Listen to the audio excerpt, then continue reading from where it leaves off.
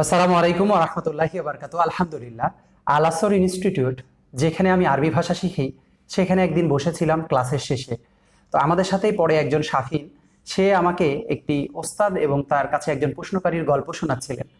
গল্পটি হলো এমন: একজন 40 বছরেরও বেশি বয়স্ক একজন মানুষ একজন শায়েখকে প্রশ্ন করছিল, শায়েখ, আমার বয়স তো 40-এর উপরে হয়ে গেছে, আমি তো এখন কোনো কিছু মুখস্থ করতে পারি না, আমি কি কোরআন মুখস্থ করতে পারবো কিনা? তখন সেই শায়েখ সেই প্রশ্নকারীকে উত্তর দিচ্ছিল, যাকে প্রশ্ন করা হয়েছে সেই 50 বছরের পরে কোরআন হিফজ করা শুরু করেছে, অর্থাৎ কোরআন মুখস্থ করা শুরু করেছিল সেই শায়েকের বয়স এখন প্রায় 80-র উপরে। তো তখন সেই প্রশ্নকারী অবাক হয়ে চিন্তা করলো, আমার বয়স 40, আমি চিন্তা করছিলাম কোরআন হিফজ করা আমার পক্ষে সম্ভব না, আমার বয়স হয়ে গেছে, দুনিয়াবি অনেক ব্যস্ততায় আমি ব্যস্ত হয়ে গেছি, আমি কিভাবে কোরআন হিফজ করব? তো শায়েকের সেই কথা থেকে সেই প্রশ্নকারী অনুপ্রাণিত হয়ে তিনিও পরে হিফজ করা শুরু করলেন।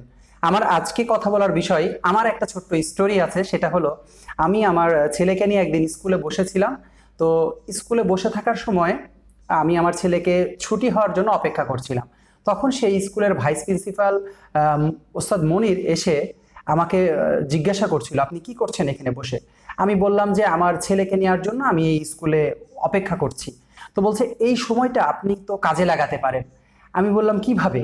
তখন ওস্তাদ মনির আমাকে বললেন যে আপনি প্রতিদিন কোরআনের 2টা করে আয়াত যদি মুখস্থ করতে পারেন, কোরআনে আয়াত আছে 6000-এর অধিক, প্রতিদিন যদি আপনি 2টা করে আয়াত মুখস্থ করতে পারেন, তাহলে দেখবেন এক সময় কয়েক মাস কয়েক বছর পরে কোরআনের বেশিরভাগই আপনার হিফজ হয়ে গেছে। তো ওস্তাদ মনিরের এই কথাটা আমার খুব ভালো লেগেছিল। এটা এসে আমি আমার বাসায় আমার ওয়াইফকে শেয়ার করলাম। সে বলল, হ্যাঁ, বুদ্ধি তো ভালোই। পরবর্তীতে ওস্তাদ কাউসারের ক্লাসে যখন আমি বসলাম, ওস্তাদ কাউসার জিনিসটাকে আরো সহজ করে দিয়ে বললেন, আপনারা প্রতিদিন চাইলে একটা করে কোরআনের আয়াত হিফজ করতে পারেন, মুখস্থ করতে পারেন। এটা খুবই সহজ, সারাদিন আপনি একটা করে আয়াত পড়বেন, ইনশাল্লাহ আপনার এক সময় কোরআনের হিফজের যেটা আস্তে আস্তে আপনার কোরআন মুখস্থর জিনিসটা আস্তে আস্তে ক্যাটাগরিতে বাড়তে থাকবে। আমার এই ভিডিওতে এই কথা বলার উদ্দেশ্য, আমি আপনি আসেন আমরা চেষ্টা করি কোরআন হিফজ করার। কিন্তু কেন আমরা কোরআন হিফজ করব? আপনি অবশ্যই জানেন যে জান্নাতুল ফিরদাউসে বা জান্নাতে যখন কেউ প্রবেশ করবে, তাকে বলা হবে এই মানে কোরআন তেলাওয়াত করো এবং উঠতে থাকো। তুমি যত কোরআন তেলাওয়াত করতে পারবা, তোমার জান্নাতে স্টেজটা বা তোমার অবস্থানটা সেখানে হবে। আপনি আমি সবাই হয়তো এটা উপলব্ধি করতেই পারি যে মুহাম্মদ সাল্লাল্লাহু আলাইহি সাল্লাম, তার সাহাবীরা জান্নাতের সর্বোচ্চ চূড়ায় থাকবেন। তো আমরা যদি আমাদের মৃত্যুর পরে জান্নাতের সর্বোচ্চ স্থানে থাকতে চাই, তাহলে কোরআন হিফজ করতে পারলে এটা আমাদের জন্য একটা প্লাস পয়েন্ট হতে পারে। তো আসেন চেষ্টা করি আপনি আমাদের কোরআনের যে 6000-এর উপরে আয়াত আছে, এই আয়াতগুলো প্রতিদিন একটি করে আয়াত হলেও আমরা মুখস্থ করার চেষ্টা করি। এবং এটা টাইম ফ্রেম আপনার ডেথ বেড পর্যন্ত। আপনাকে আমি বলছি না যে আপনি একসাথেই 1 মাসেই মুখস্থ করে ফেলেন, 1 বছরেই মুখস্থ করে ফেলেন, বা 10 বছরেই মুখস্থ করেন। আপনি চেষ্টা করেন প্রতিদিন কিছু পড়তে, প্রতিদিন না পারলে প্রতি সপ্তাহে না পারলে প্রতি মাসে, আপনার পক্ষে যতটুকু সম্ভব কোরআন হিফজ করতে। কেন হিফজ করবেন? হিফজ করবেন জান্নাতের সর্বোচ্চ স্তরে মুহাম্মদ সাল্লাল্লাহু আলাইহি সাল্লাম এবং তার সাহাবীদের সাথে আমরা যেন মৃত্যুর পরে জান্নাতে থাকতে পারি, এই উদ্দেশ্যে।